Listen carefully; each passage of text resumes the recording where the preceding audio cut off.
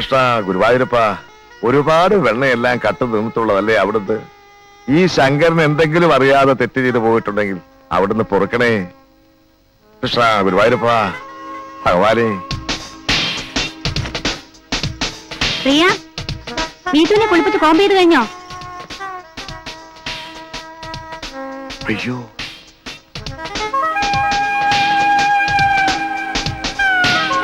എന്താ മോളെ, നിനക്ക് എന്ത് പറ്റി? യോഗാസനം. ഇങ്ങനെ തലകുത്ത് നിൽക്കാൻ ഒരു യോഗം വേണം.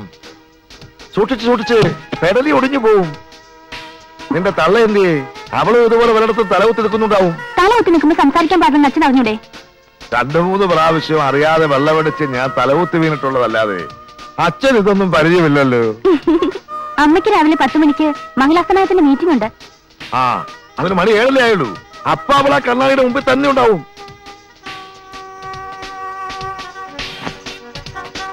അല്ല, രാവിലെ തന്നെ ഇറങ്ങായോ?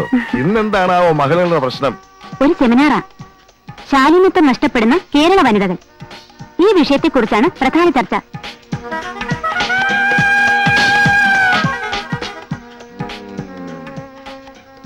എന്താ നോക്കുന്നേ? ഏയ്, എന്റെ ഭാര്യയുടെ ശാരീരിക സൗന്ദര്യം ഞാനൊന്ന് ആസ്വദിച്ചതാലേ. പതുക്കെ, മോള് കേക്കും. നീട്ടു, മമ്മി റെഡി. ഹറിയ. ആ, കേരള വനിതകളുടെ ശാരീരിക സൗന്ദര്യത്തിൽ പട്ടിക്ക് എന്താണാവോ പങ്ക്? ആ,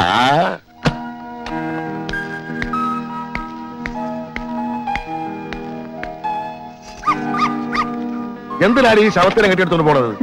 മിസ്സിസ് മേനോന്റെ കാറിൽ എപ്പോഴും ഡോഗ് ഉണ്ടാവും. നമ്മുടെ സ്റ്റാറ്റസ് നമ്മളും കീപ്പപ്പ് ചെയ്യണ്ടേ? പോട്ടെ, ബൈ.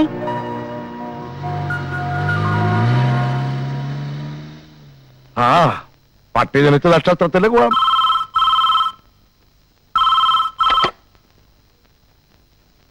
ഹലോ, ആ ശങ്കരപ്പിള്ള തന്നെ.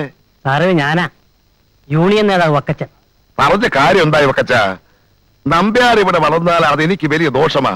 സിംഗപ്പൂരിൽ നിന്ന് കുറെ പണവുമായിട്ടാൽ ഇവിടെ വന്ന് എന്നോട് മത്സരിക്കാൻ തുടങ്ങിയാൽ നമുക്ക് വെറുതെ വിടാൻ പറ്റുമോ? എനിക്ക് കിട്ടേണ്ട പല കോൺട്രാക്റ്റുകളും അയാൾ കയറി വെട്ടിയില്ലേ. അയാളെ ഒതുക്കിയേ പറ്റൂ. എന്തെങ്കിലും ഒരു കാര്യം കിട്ടാതെ എങ്ങനെയാ യൂണിയൻ പ്രശ്നം ഉണ്ടാക്കുന്നു സാറേ? ആ, യൂണിയൻ നേതാക്കന്മാർക്ക് കാര്യം ഉണ്ടാക്കാനാണോ വിഷമം? എന്തെങ്കിലും കാര്യം ഉണ്ടാക്കിയേ പറ്റൂ. വക്കച്ചനെ ഞാൻ നേരാൻ പെണ്ണം കണ്ടാ പോരെ? അങ്ങനെയാണെങ്കിൽ ഇന്ന് തന്നെ നമ്പ്യാരുടെ സ്റ്റേറ്റിലെ എല്ലാ പണികളും ഞാൻ സ്തംഭിപ്പിച്ചിരിക്കും. തൊഴിലാളിക്കൊരു പ്രശ്നം വന്ന എല്ലാം ഒന്നാണ്. നിരീശ്വരവാദി നമ്പ്യാർ മൂർദാബാദ്. മുതലാളി അകത്തേക്ക് എല്ലാം പറഞ്ഞു. അങ്ങനെ വഴിക്ക് വാ. ആ, പിടിച്ചോ, ഞാനിപ്പോ വരാം. ഈ സമരം അനാവശ്യമാണ്. ഇതിന്റെ പിന്നിൽ കളിച്ചത് ആരാണെന്ന് എനിക്ക് വ്യക്തമായിട്ട് അറിയാം. പിന്നിൽ സംഘടിതരായ തൊഴിലാളി വർഗം മുഴുവനുണ്ട്, അല്ലാതെ മറ്റാരുമില്ല. ശങ്കരപ്പിള്ളയുടെ കയ്യിൽ നിന്ന് നക്കാപ്പിച്ച വാങ്ങിച്ചിട്ട് വക്കത്തിന് തെണ്ടിത്തരം കാണിക്കരുത്. ഒരു വക അനാവശ്യം പറഞ്ഞാലുണ്ടല്ല, സിമന്റ് കൂടുന്ന മെക്കാട്ട് പെണ്ണുങ്ങളോട് തന്നെ തല്ലിയും. അതിലും ഭേദം താൻ തന്നെ തല്ലുന്നതാ. സദാശിവ, എന്താണ് ഈ കാണിക്കുന്നേ? അവിടെ ഇരുന്നേ. വേണ്ട, എന്നെ അങ്ങനെ ഇരുത്തണ്ട, ഞാനവിടെ നിന്നോളാം. എന്നാ ഒരു കാര്യം ചെയ്യും, ഞാൻ അങ്ങോട്ട് എഴുന്നേക്കാം. അതാ നല്ലത്. ഈ പ്രദേശത്ത് തൊഴിലാളികൾക്ക് ഏറ്റവും കൂടുതൽ ശമ്പളം കൊടുക്കുന്ന ഒരു പ്രസ്ഥാനമാണ് എന്റേത്. നേരായ മാർഗത്തിലൂടെ അല്ലാതെ തൊഴിലാളി വർഗത്തെ പിഴിഞ്ഞോ കൃത്രിമം കാണിച്ചോ 10 പൈസ ഇന്ന് വരെ ഞാൻ ഉണ്ടാക്കിയിട്ടില്ല. സത്യസന്ധമായി ചെയ്യുന്ന കർമ്മത്തെയും സത്യത്തെയുമാണ് ഞാൻ ദൈവമായി കാണുന്നത്. വക്കച്ചോ, ഞാനൊരു നിരീശ്വരവാദിയാണെന്നുള്ള കാര്യം വക്കച്ചൻ അറിയാമല്ലോ. പക്ഷേ ദൈവത്തെ കൂട്ടുപിടിച്ച് മറ്റുള്ളവർക്ക് പാര വയ്ക്കുന്ന എരപ്പാടത്തര ആര് കാണിച്ചാലും ഞാൻ പ്രതികരിക്കും. പ്രതികരിക്കുമല്ലേ? പ്രതികരിക്കും. ഒന്ന് പ്രതികരിച്ചു നോക്ക്. ഈ അടിച്ചത് പിള്ളേരുടെ മുഖത്തിട്ടാണെന്ന് പറയണ പുല്ലേ.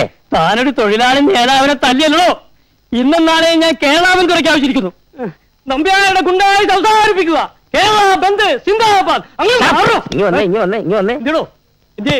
കണ്ട എംബോക്കിയല്ല ആഴ്ചയിൽ 10 ബന്ദ് പ്രഖ്യാപിച്ച് മനുഷ്യനെ പൊറുതിമുട്ടിക്കുന്നതുകൊണ്ട് ഈ ബന്ദിന്റെ വിലയെന്ന് പോയി. ആരോന്ന് പ്രഖ്യാപിക്കണം. പിന്നെ തല്ലിയല്ലോ. ഭാരത ബന്ദ് സിന്ദാബാദ്.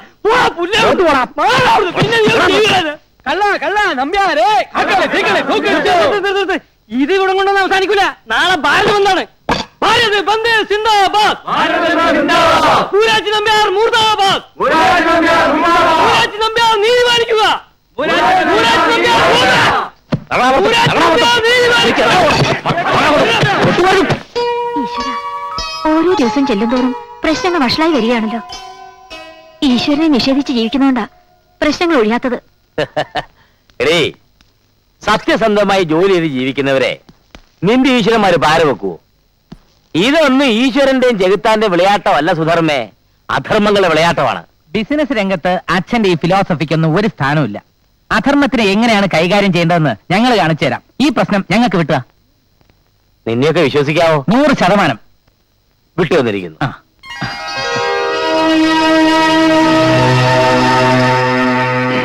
തകരണം ഒക്കച്ച, തകരണം. അവന്റെ ആഫീസിന്റെ ചില്ലുകൾ തകർന്ന പോലെ അവന്റെ എല്ലാ ബിസിനസ്സുകളും തകരണം. അതെന്റെ നിലനിൽപ്പിന്റെ ഒരു പ്രശ്നമാണ്. അതിനു വേണ്ടി എത്ര പണം ചെലവാക്കാനും എനിക്കൊരു മടിയില്ല. ദാ, ഇതൊരു ദക്ഷിണയായിട്ടിരിക്കട്ടെ. മുതലാളി ഒന്നുകൊണ്ടും പേടിക്കണ്ട. ഇനി നമ്പ്യാരുടെ എല്ലാ സ്ഥാപനങ്ങളിലും സമരങ്ങളുടെ വെടിക്കെട്ടായിരിക്കും. വെറുതെ അല്ല പറഞ്ഞേ.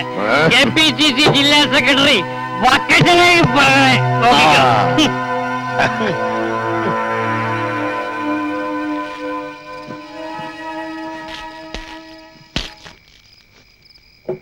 ഏ?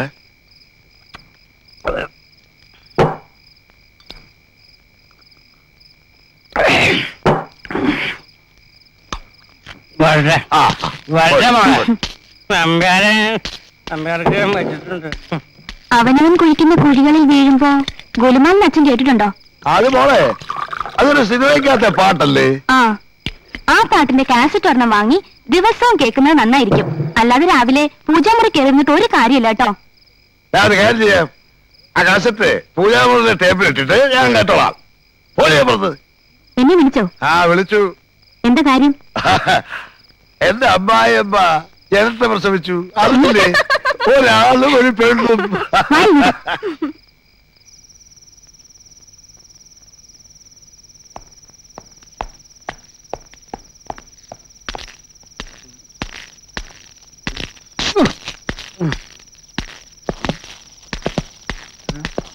ആരാ നടക്കണ വഴിക്ക് വണ്ടി ഇട്ടിരിക്കണേ?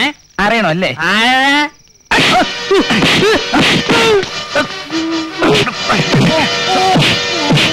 ഞങ്ങൾ ആരാണെന്ന് തനിക്ക് മനസ്സിലായോ? അറിയാമേ.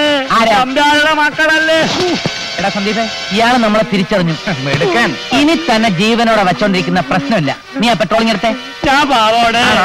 മരിച്ചുപോയ ഏതെങ്കിലും രാഷ്ട്രീയ നേതാവിന്റെ പ്രതിമ ഞങ്ങളുടെ കവലയിൽ വെക്കണമെന്ന് കുറച്ച് നാളായിട്ട് വിചാരിക്കാം. അത് തന്നെ ആയിക്കോട്ടെ. അയ്യോ പാവോടെ. മുതൽ സമരങ്ങളൊന്നും ഇല്ലേ എന്റെ കാകണേ? ഉറപ്പാണ്. സത്യം. നാളെ മുതൽ ഒരു സമരത്തിൽ ഞാനില്ല. ഞാനെന്തെങ്കിലും കൂലിപ്പണി എടുത്ത് ജീവിച്ചോളെ എന്നെ കാകണേ. അയ്യോ കാല് പിടിക്കാം. അങ്ങനെയെങ്കിൽ നമ്മൾ തമ്മിലുള്ള എല്ലാ പ്രശ്നവും ഇതുപോലെ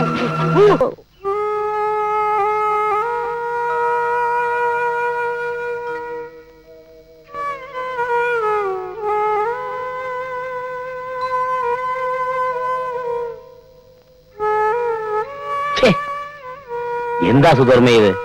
നീ ഒന്നും കഴിക്കുന്നില്ലേ? എനിക്കൊന്നും വേണ്ട. എടോ, ഓരോരുത്തർക്കും അവരവരുടെ വിശ്വാസങ്ങളാ വലുത്.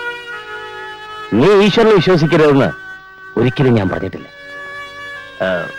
എന്റെ വിശ്വാസങ്ങൾ അടിച്ചേൽപ്പിക്കാനും ഞാൻ ശ്രമിച്ചിട്ടില്ല. എന്നിട്ടും എന്റെ വിശ്വാസങ്ങൾ ഈ കുടുംബത്തെ തകർത്തുവെന്ന് നീ പറഞ്ഞു. സാരമില്ല, എനിക്കൊരു തകർച്ച വന്നപ്പോ ജീവിതത്തിൽ ആദ്യമായി നീ എന്നെ കുറ്റപ്പെടുത്തി, വേദനിപ്പിച്ചു. ഇങ്ങനെയുള്ള ഘട്ടങ്ങളിൽ ഭർത്താവിനെ തലോടി ആശ്വസിപ്പിക്കണം എന്ന് ഞാൻ പറയുന്നില്ല. പക്ഷേ തള്ളിപ്പറയാതിരുന്നുകൂടെ? വേദനിപ്പിക്കാൻ പറഞ്ഞതല്ല, പേടി കൊണ്ട് പറഞ്ഞതാ. അല്ലെങ്കിൽ നമുക്ക് ഇങ്ങനെ ഒരു കഷ്ടകാലം വരുമോ? ഒന്നിനു പുറകെ ഒന്നായി പ്രശ്നങ്ങളല്ലേ? നമ്മുടെ കുടുംബത്തിൽ എന്തൊക്കെയോ ദോഷങ്ങളുണ്ട്. അതെന്താണെന്ന് നമുക്കൊന്ന് പ്രശ്നം വെച്ച് നോക്കിയാലോ? എന്റെ സുധർമ്മേ, അതൊക്കെ അന്ധവിശ്വാസങ്ങളാ. ഈ ജ്യോതിഷം മഷിനോട്ടം എന്നൊക്കെ പറയുന്നത് വെറും കപടശാസ്ത്രങ്ങളാ. ദേ, ഇപ്പൊ മനുഷ്യനെ പറ്റിക്കാൻ ടിവിയിലും തുടങ്ങിയിട്ടുണ്ട്. അജ്ഞാതം, അവർണ്ണനീയം, പത്രക്കാര വകയായിട്ട് വാരഫലം. മോശം. നിങ്ങൾ പറയുന്നൊന്നും മനസ്സിലാക്കാനുള്ള ബുദ്ധി അറിവൊന്നും എനിക്കില്ല. സിമന്റ് നേരാവണ്ണം ചേർത്തിട്ടും കെട്ടിടം ചോരുന്നു. സത്യസന്ധമായി ഓരോ പണി ചെയ്തിട്ടും ബില്ല് പാസ്സാകുന്നില്ല. സർവത്ര കാര്യങ്ങളിലും തടസ്സം തന്നെ. അതൊക്കെ ശരിയാവൂടൂ. ഒന്നും ശരിയാകാൻ പോകുന്നില്ല. ഞാൻ എന്ത് പറഞ്ഞാലും നിങ്ങൾ എതിരെ പറയൂ, പ്രത്യേകിച്ചും ദൈവകാര്യത്തിൽ. നമ്മുടെ മക്കളെ ഓർത്തെങ്കിലും നിങ്ങളിത് ചെയ്യണം. എന്റെ മനസ്സമാധാനത്തിന് ഉപേക്ഷ പറയരുത്. ശരി, വിശ്വാസമില്ലെങ്കിലും നിന്റെ ആഗ്രഹത്തിന് ഈ ഒരു പ്രാവശ്യം ഞാൻ കൂട്ടുനിൽക്കാം. ഒരു പ്രശ്നം വെപ്പിലൂടെ നമ്മുടെ എല്ലാ പ്രശ്നങ്ങളും മാറുകയാണെങ്കിൽ നീ പറയും പോലെ ഒരു ഈശ്വര വിശ്വാസിയായി ഞാൻ ജീവിച്ചോളാം. അതല്ല എങ്കിൽ മേലിൽ ഇത്തരം കാര്യങ്ങൾക്ക് എന്നെ നിർബന്ധിക്കരുത്. സമ്മതിച്ചു. എങ്കിൽ നീ തന്നെ ജ്യോത്സ്യനെ വിളിച്ചു വരുത്തി പ്രശ്നം വെപ്പിച്ച് നമ്മുടെ പ്രശ്നം മാറ്റ്. പിന്നെ അതൊരു പ്രശ്നമാകരുത്.